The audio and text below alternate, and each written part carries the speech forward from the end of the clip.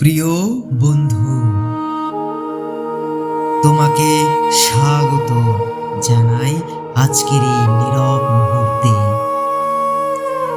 কখনো কি তোমার মনে হয়েছে কেন জীবনটা এত ভারী লাগে? কেন দুঃখ যেন বারবার তোমার দিকেই ফিরে আসে? কেন মনে হয় এই কষ্টটা শুধুই তোমারই? এমন এক গল্প যেখানে এই প্রশ্নের উত্তর ধীরে ধীরে নিজেই ধরা দেয়।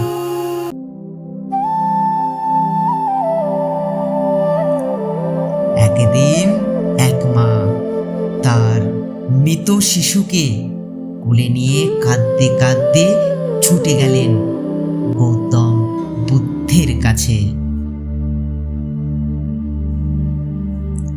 বনের নির্জন ছায়ায় এক বিশাল বৃক্ষের নিচে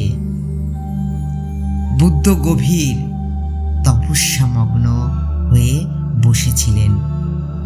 চোখ দুটি বন্ধ, মুখে অদ্ভুত প্রশান্তি, শ্বাস ধীর ও স্থির।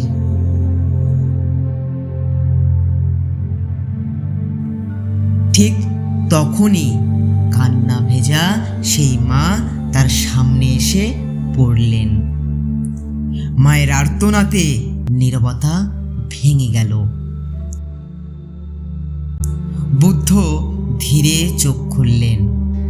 তার দৃষ্টিতে ছিল না বিস্ময়, ছিল শুধু সীমাহীন করুণা ও শান্তি। মা কাপা গলায় বললেন, হে প্রভু, আমার সন্তানকে ফিরিয়ে দিন, আমি তাকে ছাড়া বাঁচতে পারবো না। বুদ্ধ তাকে থামালেন না, শুধু শান্তভাবে বললেন, একটা কাজ করো, এমন একটি ঘর থেকে এক মুঠো সরিষা নিয়ে এসো যে ঘরে কখনো কেউ মারা যায়নি।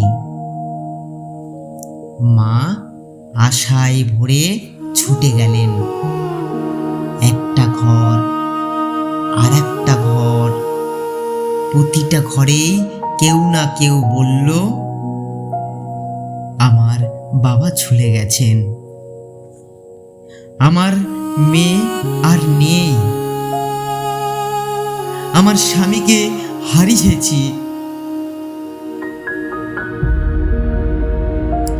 সব ঘরেই সরিষা ছিল, কিন্তু এমন কোনো ঘর ছিল না যেখানে মৃত্যু আসেনি।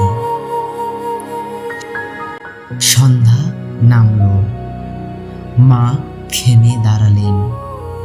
হঠাৎ তিনি বুঝলেন, এই কষ্ট শুধু তার একার নয়, এই দুঃখ পৃথিবীর প্রতিটি ঘরেই আছে।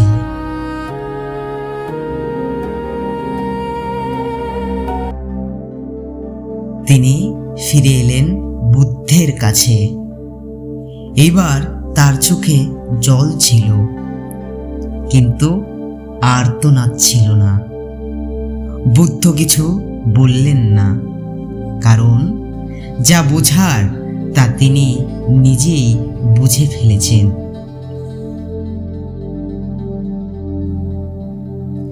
এই গল্প আমাদের কি শেখায়? দুঃখকে আমরা খুব নিজের মনে করি, তাই তা আমাদের ভিতরে ভার হয়ে বসে।